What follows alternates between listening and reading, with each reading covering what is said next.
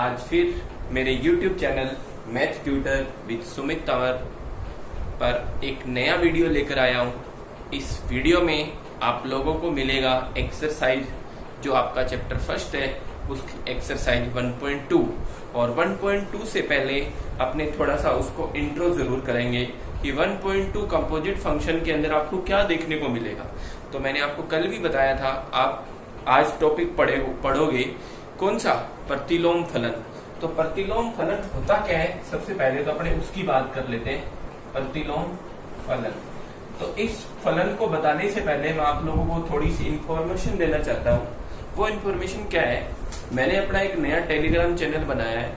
तो जो बच्चे टेलीग्राम यूज करते हैं चैनल, वैसे तो देखो टेलीग्राम किस लिए हमने पीडीएफ अवेलेबल करवाने के लिए बनाया है। तो जो बच्चे टेलीग्राम चैनल यूज करते हैं वो टेलीग्राम में सर्च बॉक्स में जाएंगे और सर्च करना math tutor with Sumit Tanwar.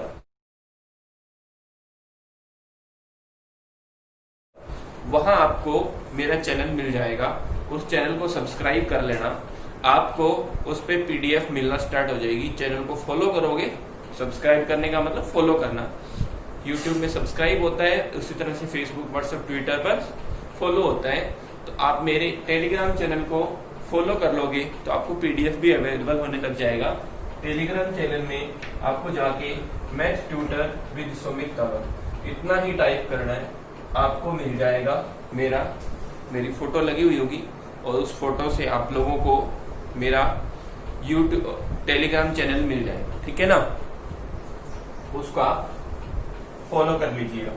तो चलो चलते हैं अपने प्रतिलोम फलन पे। तो प्रतिलोम फलन क्या है, प्रतिलोम फलन की बात करें तो आप लोगों को ने पढ़ा होगा। पहली बात तो फलन देख लो, फलन क्या होता है। जैसे आप लोगों को सबको पता है कि f(x) बराबर मेरे पास कोई फलन है, जैसे a से b, ठीक है। मैं a की फलन की बात करता हूँ, ठीक है, f(x) है ये। तो f इनवर्स x क्या हो जाएगा, इसका उल्टा, मतलब b से a, ठीक है ना। मतलब नॉर्मल सी बात होगी, जो फलन का प्रांत होता है वो प्रतिलोम फलन का परिसर बन जाता है, और जो फलन का परिसर होता है वो प्रतिलोम फलन का प्रांत बन जाता है। बिल्कुल अपोजिट होता है उसका प्रतिलोम, तभी तो प्रतिलोम नाम पड़ा है। देखो प्रतिलोम का मतलब इनवर्स, इंग्लिश में बात करें तो इनवर्स, ठीक है ना। तो आप लोगों को बस इतनी सी बात ध्यान रखनी है। इनवर्स फाइंड करने के लिए क्या करना पड़ेगा, देखो आप लोगों ने सबसे देखा f(x) को अपने क्या लिखते हैं, y लिखते हैं। तो ये इधर आएगा, तो f इनवर्स y बराबर x। सभी सवाल को अपने इसकी सहायता से सॉल्व कर लेंगे और अपना ये क्वेश्चन आराम से सॉल्व हो जाएगा। कोई दिक्कत नहीं आएगी अपने को कहीं पे भी क्वेश्चन को सॉल्व करने में, ठीक है ना। तो अपने स्टार्ट करेंगे एक्सरसाइज 1.2 और इनवर्स में। अब देखो प्रतिलोम फलन की एक छोटी सी बात भी होती है। वो बात क्या है, प्रतिलोम फलन उसी अवयव का विद्यमान होगा, उसी फंक्शन का विद्यमान होगा जो फलन एकेकी आच्छादक होगा। जो फलन एकेकी आच्छादक होगा सिर्फ उसी फलन का ही प्रतिलोम विद्यमान होगा और किसी फलन का प्रतिलोम विद्यमान नहीं होगा। ये सबसे इंपॉर्टेंट बात है। तो इसीलिए जब भी कोई क्वेश्चन होगा तो अपने को सबसे पहले उसको एकेकी आच्छादक प्रूफ करना है। अब एकेकी आच्छादक आप लोगों को मैंने नेक्स्ट मेरी जो आप लोगों को एकेकी आच्छादक के बारे में यदि पता ना हो तो आप क्या करोगे, जो फर्स्ट एक्सरसाइज का इंट्रोडक्शन चैप्टर नाम से यूट्यूब वीडियो बनाया हुआ है, उस वीडियो को जरूर देखना। आपको एकेकी आच्छादक भी समझ आ जाएगा कि एकेकी आच्छादक होता क्या है, ठीक है। तो इन सब से आप भली भांति परिचित हैं एकेकी आच्छादक। तो एकेकी आच्छादक होगा तो वो फलन क्या होगा, क्या होगा फलन, प्रतिलोम फलन होगा। और यदि एकेकी आच्छादक नहीं है तो वो प्रतिलोम फलन नहीं है। एकेकी को अपना प्रूफ करने के लिए आप लोगों को पता है एकेकी की डेफिनेशन ये होती है, f(x1) x2 यदि बराबर है तो x1 बराबर x2 आ जाए तो वो एकेकी हो जाता है। और आच्छादक में क्या होता है कि B में कोई भी अवयव खाली नहीं रहना, मतलब सहप्रांत का कोई भी अवयव खाली नहीं रहना चाहिए, उसका पूर्व प्रतिबिंब विद्यमान होना चाहिए। पूर्व प्रतिबिंब को प्रतिलोम ही बोला जाता है, पूर्व प्रतिबिंब को प्रतिलोम भी कह सकते हो आप, ठीक है। कि मतलब सहप्रांत के प्रत्येक अवयव का पूर्व प्रतिबिंब सहप्रांत में विद्यमान होना चाहिए, मतलब डोमेन में अवेलेबल होना चाहिए। कोई डोमेन कोई भी खाली नहीं रहना चाहिए। यदि वो खाली है तो वो क्या है, आच्छादक नहीं है, ठीक है ना। तो इतनी बात आप लोगों को आज समझ आ गई होगी। तो अब आप जब एक्सरसाइज करेंगे तो आपको सारी बातें समझ आ जाएगी। तो अपने स्टार्ट करते हैं एक्सरसाइज। ये तो सिर्फ इसका बेसिक था, इसमें लिखने वाली कोई बात नहीं थी, बस इतनी सी बात याद रखना, जो फलन एक एक ही आच्छादक होगा सिर्फ उसी का इनवर्स विद्यमान होगा। तो चलो चलते हैं, सबसे पहला क्वेश्चन अपने पास, पहला नंबर क्वेश्चन क्या दे रखा है उस क्वेश्चन पे ही चलते हैं। अपने क्वेश्चन दे रखा है अपने को a बराबर 1 2 3 4। क्वेश्चन नंबर फर्स्ट है a बराबर 1 2 3 4 और b बराबर दे रखा है a b c। इसमें d नहीं दिया हुआ किताब क्वेश्चन में, d भी है यहाँ पे। तो a से b में 4 एक एक ही आच्छादक फलन परिभाषित कीजिए तथा उनके इन प्रतिलोम भी ज्ञात कीजिए। देखो आपको एक एक ही आच्छादक प्रूफ करना है। देखो एक एक ही आच्छादक क्या होता है, सिंगल सिंगल रिलेशन, नॉर्मल सी बात है। तो आपको क्या, दो फंक्शन, अब यहाँ पे मैं आपको सिर्फ डायग्राम से बनाऊंगा और उसके बाद अपने फंक्शन लिख लेंगे। मैंने डायग्राम बना दिए, ठीक है। ये a ये b, a में 1 2 3 4 है और यहाँ a b c और d है।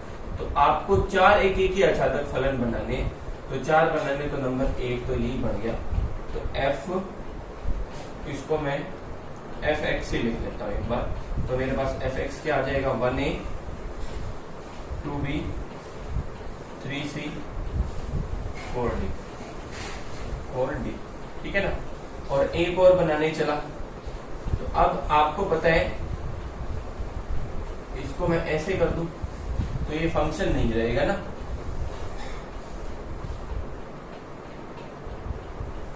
ठीक है।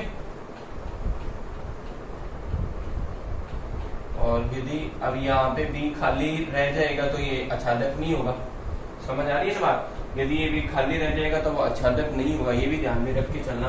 तो मैंने क्या किया, एक बार अपने के अलग अलग डायग्राम बना लेंगे तो उससे सारी बात क्लियर हो जाएगी। एक बार यही रहने दो, ठीक है। नंबर 1 ये हो गया। अब उसके बाद आपको दूसरा डायग्राम बनाते हैं। देखो 4 डायग्राम से अपन, देखो मैं आपको 2 डायग्राम भी बना के बताऊंगा तो उसमें भी बात समझ आ जाएगी आपको सारी। मतलब आपको सिंगल सिंगल रिलेशन निकालने हैं, सिंगल सिंगल। अब एक ही डायग्राम में मैं यदि सारे बना दूंगा ना तो वो गोचमोच सा हो जाएगा, तो वो गोचमोच नहीं करना अपने को, अलग अलग बनाना है, ठीक है ना। तो a b c और d, ठीक है। तो ये a है ये b है, ये फंक्शन किसमें परिभाषित है, f, a to b में परिभाषित है, ठीक है ना। तो अब आपने 1a वाला बना लिया, उल्टा कर दो थोड़ा सा, बस इसको इधर घुमा दो, इसको इधर घुमा दो, बाकी c और d, ठीक है। तो यहां से आपको क्या मिला, 1b 2a 3c 4d। उसने तो सिर्फ 4 की बात की ना, आप कितने सारे बना सकते हो, 4 चौके 16 बना सकते हो, ठीक है। उसको तो 4 ही चाहिए, एक ही हो गया, एक ही हो गया, 2 हो गए। अब देखो इसका इनवर्स भी साथ के साथ ही लिख दो। इसका इनवर्स लिखना चाहोगे ना, क्योंकि उसको तो प्रतिलोम भी चाहिए ना। तो प्रतिलोम कैसे लिखोगे, मैंने आपको बताया, इसका उल्टा कर दो, क्योंकि जो प्रांत होता है वो सहप्रांत में बदल जाता है और सहप्रांत होता है वो किस में बदल जाता है, प्रांत में बदल जाता है। आपको मेरी बात समझ आ रही होगी, ठीक है ना। इसी तरह से ये fx है, तो यहां से आप f इनवर्स x भी बना सकते हो। क्या बन जाएगा, तो ध्यान से देखो, b1 a2 c3 और d4, ठीक है ना।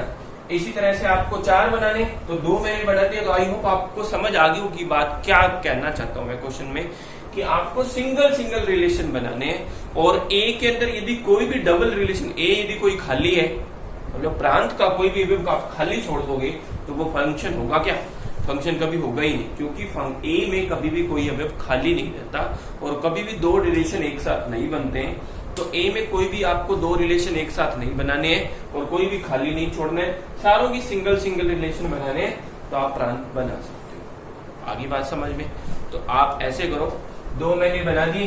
जब तीसरा बनाने जाओगे 1c कर दो, 2a कर दो, 3b कर दो, 4d कर दो, 1d कर दो। मतलब मैं बताता हूँ 4 क्या आप 16 बनाओ, जरूरी नहीं उत्तर वाला ऐसे अपने को देख के बनाने, उत्तर वाला ने क्या बनाया अपने को वही उत्तर लाना है, ऐसा कुछ नहीं है।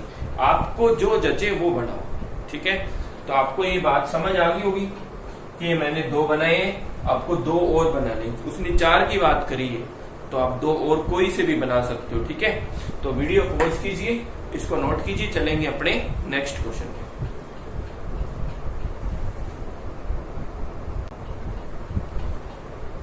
तो चलो चलते हैं next question. Question number second है F R tends to R F x बराबर X cube minus 3 F inverse ज्ञात करना है, एफ इनवर्स का सूत्र ज्ञात करना है, एफ इनवर्स 24 एफ इनवर्स 5 का मान ज्ञात करना है। तो नॉर्मल सी बात है, आपको क्या करना है, ये क्वेश्चन सॉल्व करना है।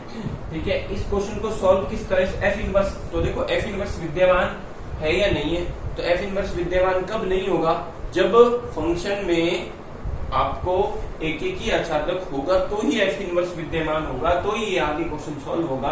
तो सबसे पहला ही काम अपने को इसमें एक ही आच्छादक प्रूफ करना है, यदि एक ही आच्छादक नहीं है तो ये आगे क्वेश्चन सॉल्व ही नहीं होगा। तो एक ही आच्छादक सॉल्व करने के लिए अपने को सबसे पहले फंक्शन लिख लो, क्योंकि एफ एक्स बराबर अपने पास क्या है, एक्स क्यूब माइनस 3। तो आप एक ही के लिए मतलब एक ही इंग्लिश में क्या बोलते हैं, 1 1 के लिए। फॉर 1 1 आप क्या करोगे, अब देखो 1 1 की कंडीशन क्या है, आपको कंडीशन लिख देता हूं मैं, ये उसकी कंडीशन होती है और इससे आपको क्या लेकर आना होता है, x1 बराबर x2। इसको लेकर चलो और यदि ये आ जाए तो क्वेश्चन एक ही है। तो इसको लेकर चलते हैं, fx ये है तो आप fx1 लिख लो, क्या होगा x1 का क्यूब माइनस 3, x2 लिख लो, क्या होगा x2 का क्यूब माइनस 3। दोनों को बराबर रख लो, दोनों को बराबर रख के चलोगे तो क्या आएगा आपके पास, 3 से 3 कैंसिल, x1 का क्यूब बराबर x2 का क्यूब से क्यूब कैंसिल, x1 बराबर x2।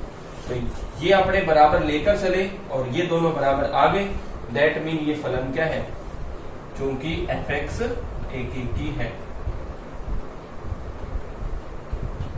ठीक है, अब आच्छादक का केस क्या होता है कि सहप्रांत के y के प्रत्येक अवयव का मान x में विद्यमान होना चाहिए। तो चूंकि fx आपके पास कितना है, fx बराबर अपने पास है x क्यूब माइनस 3, तो fx को अपने y बोलते हैं, 3 को इधर ले आओ तो y प्लस 3 बराबर x क्यूब, तो y प्लस 3 की पावर 1/3 बराबर ये x। ये इसका पूर्व प्रतिबिंब हो गया, मतलब x का मान ये आ गया। मतलब पूर्व प्रतिबिंब का मैं आपको थोड़ा छोटा सा एक डायग्राम बना के बताता हूँ तो बात समझ आ जाएगी आपको। जैसे ये a है और ये b है, ठीक है ना। अब r टेंड्स टू r, ये वैसे तो a और b का, अब देखो r और r लिख लो, a और a तो मत लिख लो, क्योंकि इसमें भी सारे r है और इसमें भी सारे r के r का मतलब रियल नंबर, प्रत्येक रियल नंबर, सारे के सारे रियल नंबर है इसमें, ठीक है, और इसमें भी सारे के सारे रियल नंबर है, ठीक है। अब इसमें अब x का मान क्या है, अपने पास ये आया है। अब आप यहाँ पे कोई भी मान रखोगे तो इधर, अब आप खुद सोच के देखो, यदि मैं y का कोई सा भी मान रखूंगा तो मेरे पास वैल्यू जरूर आएगी, क्योंकि अब आप खुद इसको लिख लो, चूंकि y प्लस 3 की पावर 1/3 बिलोंग्स टू r, ये रियल नंबर को बिलोंग करेगा कि नहीं करेगा। यदि ये रियल नंबर को बिलोंग कर रहा है तो आप कह सकते हो कि प्रत्येक अवयव का प्रतिलोम विद्यमान है, ठीक है ना, कि प्रत्येक अवयव का। आप लिख लो सहप्रांत के, चूंकि सहप्रांत के प्रत्येक अवयव का प्रतिलोम विद्यमान है, इसीलिए fx आच्छादक है। अतः फलन का प्रतिलोम विद्यमान होगा, ठीक है ना। अतः फलन का प्रतिलोम विद्यमान होगा, तो प्रतिलोम विद्यमान होगा, तो प्रतिलोम अपने प्रतिलोम विद्यमान होगा तो एफ इनवर्स का सूत्र फाइंड करना है। तो एफ इनवर्स का सूत्र क्या हो जाएगा, तो अपने पहले आप क्या करोगे, इतना लिख लोगे, उसके बाद अपने सूत्र से चलेंगे। आप इसको इक्वेशन बना लो, इसका यूज करेंगे अपने, ठीक है ना, इसका यूज करेंगे। इसको वीडियो पॉज करके इतना लिख लीजिए, फिर अपने चलेंगे नेक्स्ट।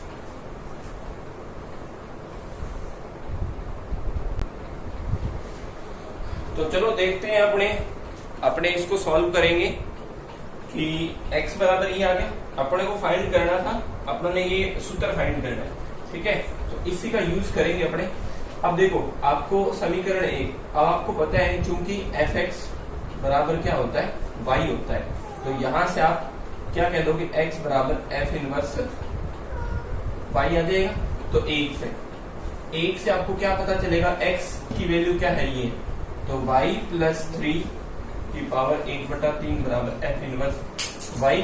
अब देखो यहाँ पे भी y है, तो y tends to x put कर दो, तो x प्लस 3 की पावर 1/3 बराबर f इनवर्स x। तो यही प्रतिलोम हो गया इसका, एक आंसर तो ये आ गया।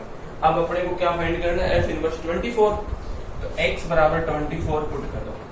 जैसे 24 पुट करोगे तो कितना आ जाएगा, f इनवर्स 24 बराबर 24 प्लस 1 की पावर 1/3, तो f इनवर्स 25 की पावर 1/3, ठीक है ना। 24 प्लस, ठीक है, 25 की पावर 1/3, तो इसको आप इतना ही लिख दो। और अब आपको x बराबर 5 पुट करना है, तो f इनवर्स 5 बराबर 5 प्लस 1 3 है, सॉरी 3 है, 1 लिख रहे हैं अपने, 3 लिखो यहाँ पे। 24 और 3 कितने होते हैं, 27, ठीक है। और 27 की पावर 1/3 का मतलब 3 हो गया, x का मान 3 आ जाएगा। तो यहाँ 3 पुट करेंगे तो 5 और 3 कितना आ जाएगा, 8 आ जाएगा। तो भी मैं कह रहा हूँ आंसर अपने को मिल क्यों नहीं रहा है, अपने डिजिट थोड़ा सा रॉन्ग लिख रहे थे। तो ये 5 8 2 की पावर 3 तो 2 आ जाएगा। तो आपके पास 3 आंसर, यहाँ से इसकी वैल्यू 2 आई है, तो ये f इनवर्स 24 का मान कितना आया, 3 आया, और ये 2 आया, और एक आंसर ये आया। तो ये आपके सामने जो भी है वो सारे के सारे आंसर लिख रहा हूँ, मैं अलग से शो कर देता हूँ, ठीक है। तो वीडियो पॉज कीजिए और इसको पूरा नोट डाउन कीजिए, फिर अपने चलेंगे नेक्स्ट क्वेश्चन।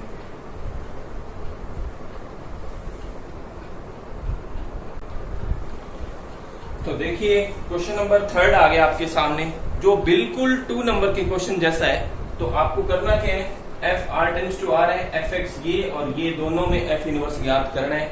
तो सेम एक ही की आच्छादक प्रूफ करने हैं, एक ही की आच्छादक के बाद जैसे जैसे क्वेश्चन नंबर 2 किया था सेम एज इट इज वैसा का वैसा ही करना है। तो आप क्या करोगे, ये सेल्स करोगे, ठीक है ना। होमवर्क भी तो मिलना चाहिए आप लोगों को। तो क्वेश्चन नोट कर लीजिए, चलेंगे अपने नेक्स्ट क्वेश्चन।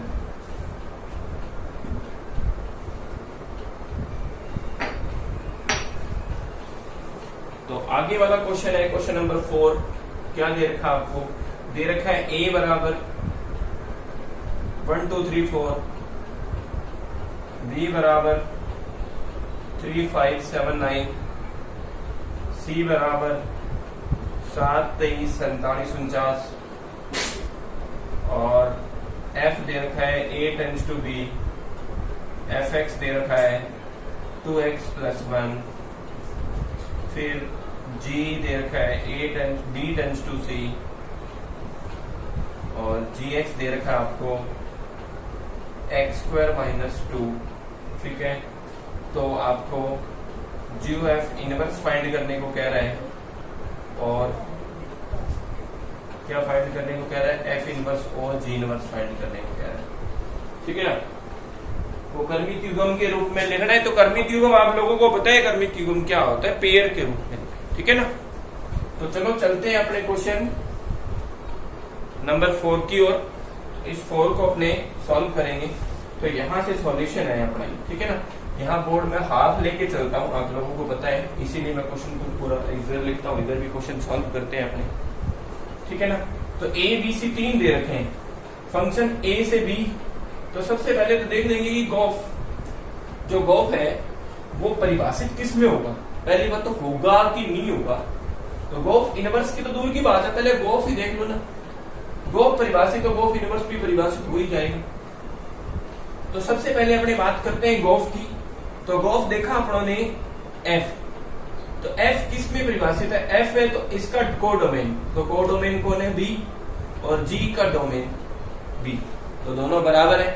गॉफ तो परिभाषित होगा, तो परिभाषित किस में होगा, तो अपने लिख देते हैं गॉफ परिभाषित होगा किसमें, a टेंस टू, यहाँ लिख दो g of a tends to c में होगा, क्योंकि b बराबर b, तो a टेंस टू c, तो a g का a f का c, ठीक है, मान आएंगे। तो सबसे पहले अपने गॉफ को ही सॉल्व कर लेते हैं। तो g of x इसको सॉल्व करेंगे, तो g f x ये जब उन्होंने कल भी सॉल्व किया था, बस वही चीज है। एफ एक्स का मान रख लो, एफ एक्स का मान अपने पास 2x प्लस 1 है, ठीक है। तो जी एक्स, क्योंकि जी एक्स बराबर अपने को कितना दे रखा है, एक्स स्क्वायर माइनस 2 दे रखा है, तो ये x है, तो x की जगह 2x प्लस 1 आ जाएगा, तो आ जाएगा 2x प्लस 1 का स्क्वायर माइनस के 2। इसको सॉल्व करेंगे तो 4x square plus 1 plus 4x minus 2, तो जी ओ एफ आपके पास आ जाएगा कितना, 4x square plus 4x minus का 1, ठीक है, ये आ जाएगा। अब आपको क्या रखना है, अब a की वैल्यू रखनी है और c के मान आने चाहिए। मतलब 1 रखेंगे तो 7 आना चाहिए, 2 रखेंगे तो 23 आना चाहिए, 3 रखेंगे तो 47 आना चाहिए, 4 रखेंगे तो 49 आना चाहिए। यदि ये आता है तो ये सही है, नहीं तो गलत है। तो चलो स्टार्ट करते हैं। आपको a to c, तो 1 रखो, तो सबसे पहले 1 रखोगे तो क्या होगा देखते हैं। जी ऑफ 1 ये x था, तो यहां 1 रख लो, x बराबर 1 रखा, तो 4 प्लस 4 माइनस 1, तो जी ऑफ 1 की वैल्यू 8 माइनस 1 7 आ गया, ठीक है ना भाई। जब 1 रखा तो 7 आया। जी ऑफ 2 2 रखोगे तो 4 into 4 plus 4 into 2 minus 1, 4 into 4 कैसे हुआ पता चल गया ना, 2 का स्क्वायर 4, ठीक है। तो 4 चौके 16 प्लस 8 माइनस 1, तो 16 और 8 24 माइनस 1 23, तो वैल्यू कितनी आएगी 23। तो जी ऑफ 2 की वैल्यू कितनी आ जाएगी 23 आ जाएगी, ठीक है। तो जी ऑफ 3 रखते हैं अपने, 3 रखेंगे तो 4 इंटू 3 का स्क्वायर 9, 4 इंटू 3 माइनस 1, 9 चौके 36, 4 3 12 माइनस 1, 12 चौके 36, 12 चौके 48 माइनस 1 47, 47। तो जी ऑफ 3 की वैल्यू कितनी आ जाएगी 47, ठीक है। इसी तरह से अपने रखेंगे 4 रखेंगे, सॉरी 9 नहीं 4 रखेंगे, तो 4 रखेंगे तो कितनी आएगी, यहाँ पे तो जगह नहीं है आप, तो मेरे को वीडियो पॉज ही करना पड़ेगा। तो वीडियो पॉज करके मैं आपको आगे की वैल्यू सॉल्व करके बताता हूँ कि वैल्यू क्या आएगी। तो आप वीडियो को पॉज करें और इसको नोट कर लीजिए, चलेंगे नेक्स्ट।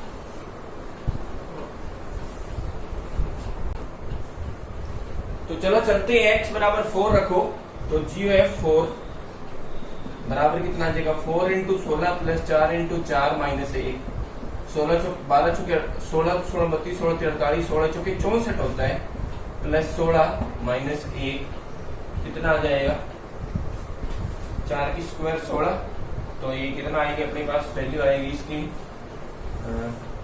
64, और ये कितना हो गया कुछ सोचो एक बार, ये 47 49 79 है, तभी मैं यहाँ सोच रहा हूँ यहाँ 79 है, वैल्यू बराबर नहीं आ रही थी। ये हो गया 80 में से 1 जाएगा 79, तो आपके पास जी ऑफ 4 की वैल्यू कितनी आ गई 79, ठीक है। तो आप गो पूरा का पूरा लिख दो, गो पूरा का पूरा। जब मैंने 1 रखा तो कितना आया 7 रखा, 2 आया 23, 3 रखा 47, और 4 रखा तो 79, ठीक है। अब गो इनवर्स फाइंड करना था, तो आपको पता है कि अब वैसे तो अपने को क्या करना है, चेक करना है कि ये प्रतिलोम है या एफ गोफ। अब वो कहते हैं ना कि प्रतिलोम कब होता है, एक की और आच्छादक।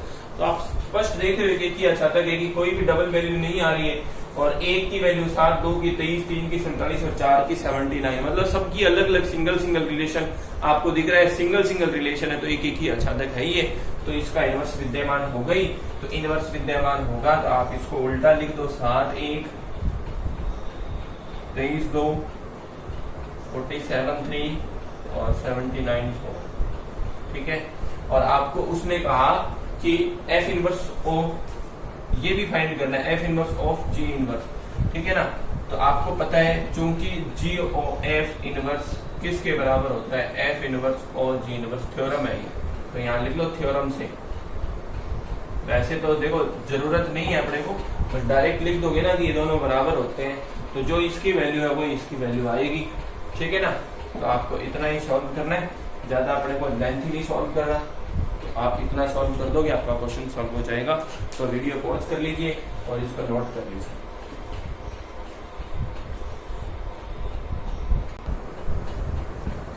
क्वेश्चन नंबर 5 दे रखा है F R tends to r है, एफ एक्स बराबर ए एक्स प्लस बी और ए नॉट इक्वल टू 0। एफ एक की आच्छादक है, सिद्ध करना है आपको एफ एक की आच्छादक है और एफ इनवर्स का सूत्र भी याद करना है। तो सबसे पहले अपने को एक की आच्छादक सिद्ध करना है, तो सॉल्यूशन में स्टार्ट करते हैं एक के लिए। एक के लिए आपको पता है एफ एक्स वन बराबर एफ एक्स टू लेके चलते हैं और आ क्या जाना चाहिए, ये आ जाना चाहिए, ठीक है ना। तो चूंकि एफ एक्स आपको पता है क्या है, ए एक्स प्लस बी है, तो आपको एफ एक्स वन भी मिल जाएगा यहाँ से A X one plus B, F X two भी मिल जाएगा A X two plus B, ठीक है ना। तो दोनों को आप बराबर रख के चलोगे, चूंकि A X one plus B बराबर ए X two plus B, B से बी कैंसिल, तो यहाँ से ए एक्स वन बराबर ए एक्स टू, ए से ए कैंसिल, तो एक्स वन बराबर एक्स टू। तो एफ एक्स क्या है, एफ एक की फलन, ठीक है ना। अब अपने आच्छादक की बात कर लेते हैं, ठीक है। तो आच्छादक में क्या करेंगे, ठीक है, आच्छादक को सॉल्व करते हैं तो अपने पास क्या वैल्यू आती है, जरा ध्यान से देखना। आच्छादक के लिए, आच्छादक के लिए, आच्छादक के लिए आपको पता है सबसे पहले चूंकि एफ एक्स बराबर क्या दिया हुआ है, ए एक्स प्लस बी दिया हुआ है, तो अपने इसको y लिखते हैं, तो ए एक्स प्लस बी, तो y माइनस बी बराबर ए एक्स और y माइनस बी बटा ए बराबर एक्स। इसको अपने समीकरण वाला लिख देंगे, चूंकि y माइनस बी बटा ए बिलोंग्स टू आर। अब y minus b belongs to r का मतलब क्या होगा कि हम कोई भी मान रखेंगे तो कोई ना कोई वैल्यू आएगी, प्लस माइनस रूट कोई ना कोई तो मान आएगा ही आएगा, तो वो आएगा तो वो क्या है, रियल नंबर को बिलोंग करेगा ही करेगा। इसीलिए आपने लिख देंगे अतः एफ आच्छादक फलन है, आच्छादक फलन है, इसीलिए एफ का प्रतिलोम विद्यमान होगा। अब एक ही आच्छादक तो सिद्ध हो गया, तो विद्यमान होगा, तो समीकरण एक से, समीकरण एक से, एक क्या है समीकरण जरा ध्यान से देखो, अपनों ने बढ़ाया एक अपने पास x बराबर ही है, तो इसको आप बाद में लिख लेना, f विद्यमान होगा।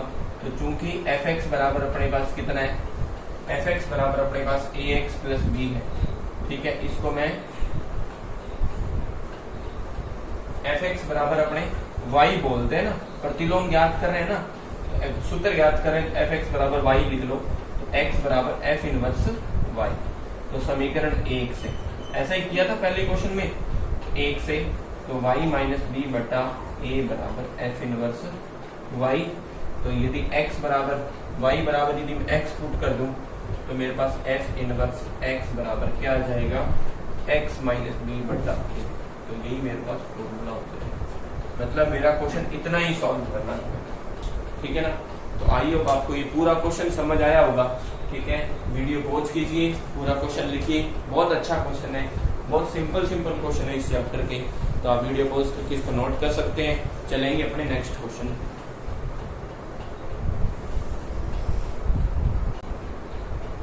तो नेक्स्ट क्वेश्चन है question number 6, f are tends to are, F x बराबर कोस एक्स प्लस 2 और एफ इनवर्स विद्यमान है। क्या एफ इनवर्स विद्यमान है, बहुत अच्छा क्वेश्चन है, ठीक है। तो सबसे पहले चूंकि एफ एक्स बराबर अपने को क्या ले रखा है, कोस एक्स प्लस 2, ठीक है ना। तो एक के लिए, अब देखो इसमें अपने fx1 बराबर fx2 लेके नहीं चल सकते, कारण क्या, देखो यदि मैं x1 लिख लूंगा यहाँ तो लिख देंगे, वो कैंसिल कुछ नहीं होगा, इसीलिए अपने को x की कोई वैल्यू लेके चलना पड़ेगा ताकि अपने इसको सॉल्व कर सके, ठीक है ना। तो वैल्यू कैसे कि आपको कोई दो वैल्यू मान लो, कि एक x बराबर 0 मान लो और एक x बराबर 2 पाई मान लो, दोनों अलग अलग वैल्यू पर लेके चलते हैं अपने, ठीक है। तो x बराबर 0 पर कि हमने दो अलग अलग वैल्यू ली, ली और यदि अब देखो अपने पास फंक्शन ये होता है fx1 बराबर fx2, यदि ये लेकर चलते हैं तो ये लेके आना हो। अब मैं ये दो वैल्यू ले लेता हूँ, कि ये मैं दोनों बराबर नहीं लेता हूं तो ये दोनों भी बराबर नहीं आने चाहिए, तो एक ही हो जाएगा। यदि ये दोनों बराबर अलग अलग हैं तो ये दोनों भी अलग अलग आनी चाहिए, यदि ये दोनों बराबर हैं तो ये दोनों भी बराबर आनी चाहिए। तो मैं दो अलग अलग वैल्यू लेकर चलता हूं और दोनों वैल्यू यदि सेम आ जाए, यदि अलग अलग आए तो एक एक ही है, यदि अलग अलग नहीं आए तो एक एक ही नहीं है। तो मैं कोई दो वैल्यू लिख लेता हूँ। तो x बराबर मैंने लिख लिया 0, तो मैं पुट करता हूँ। देखो जैसे मैंने 0 पुट किया तो cos 2 आ गया, मतलब 0 प्लस 2, तो मेरे पास f0 का मान कितना आ गया, cos 2 आ गया। एक वैल्यू तो ये मान लो, ठीक है। और x बराबर 2 पाई मान लो, ठीक है। तो f2 पाई बराबर, ये मैंने दो अलग अलग वैल्यू ले ली, यही तो लेके चलना है। अब अपना ने रखा cos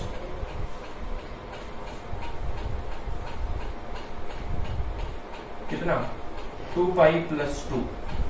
अब अपने को पता है cos 2 पाई प्लस 2 भी यहाँ पे एक फॉर्मूला लगा सकते हो, किसका, cos a प्लस b का।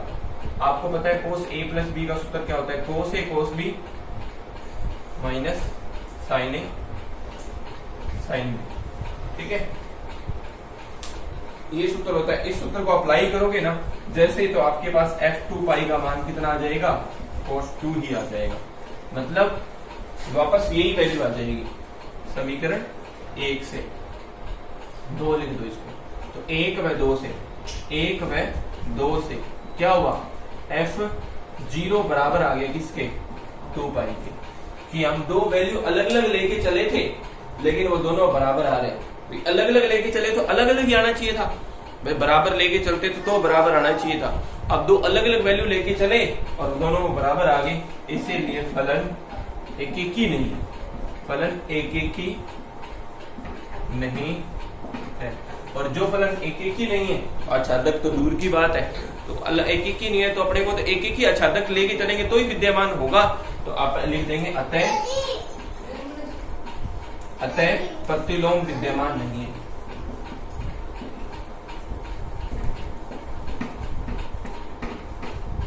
ठीक है ना, तो आप इसको नोट कर लीजिए। चलेंगे लास्ट क्वेश्चन पे।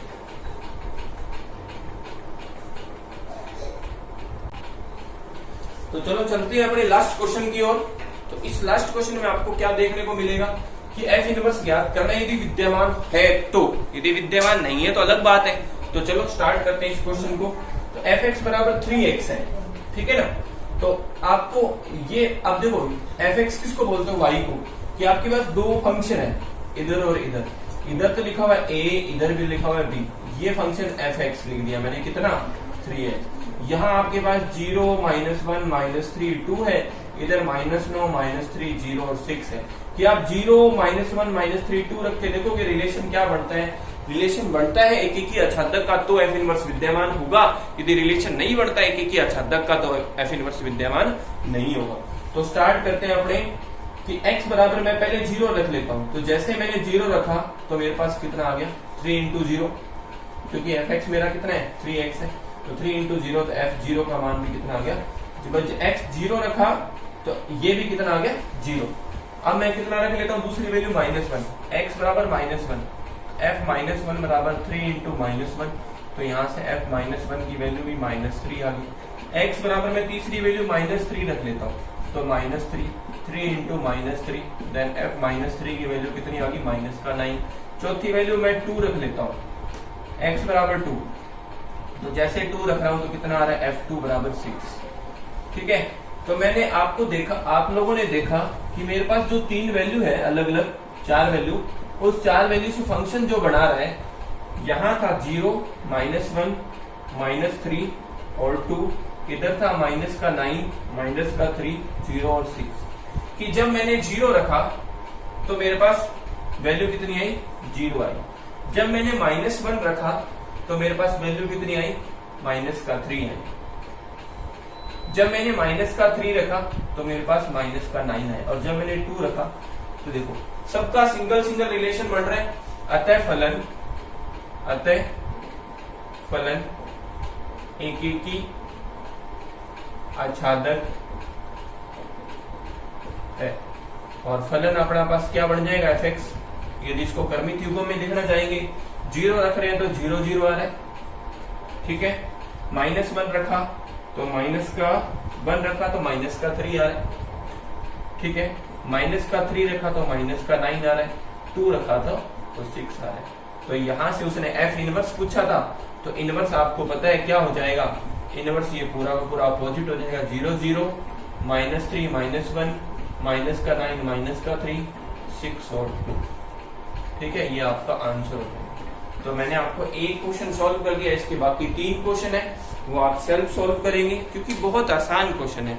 यदि विद्यमान है मतलब आपको पहले इतना प्रोसेस करके देखना है यहां तक, यदि एक ही आच्छादक है तो ही आगे वाली प्रोसेसिंग करनी है, नहीं तो एक ही आच्छादक नहीं है तो ये वाली प्रोसेसिंग नहीं करनी। एक ही आच्छादक कैसे होगा, आप इस तरह से डायग्राम बना के देख सकते हो, वैल्यू रिपोर्ट करके देखना, सिंगल सिंगल रिलेशन बढ़ेंगे तो एक ही आच्छादक होगा, यदि सिंगल सिंगल रिलेशन नहीं बढ़ेगा तो वो एक ही आच्छादक नहीं होगा। तो आई होप मेरी वीडियो आपको पूरी समझ आई होगी। तो आज की वीडियो में आज इतना ही, अब अपने चल मिलेंगे नेक्स्ट डे यानी कि कल अपना संडे है, तो संडे वाली क्लास में अपने कुछ ऐसे देखना चाहता हूं मैं कि एक्सरसाइज 1.3 भी आपको करवा दी जाए, ताकि ये जल्दी से जल्दी खत्म हो जाए अपने नया चैप्टर। कई बच्चों की डिमांड थी ये बहुत दिनों से कि सर 1 चैप्टर मत करवाओ, 1 चैप्टर करवाओ, तो मैंने ये चैप्टर लिया। तो आप लोग इस चैनल को, मेरे चैनल को सब्सक्राइब जरूर करें, शेयर करें, ताकि दूसरों का भी बेनिफिट हो। जय हिंद, जय भारत।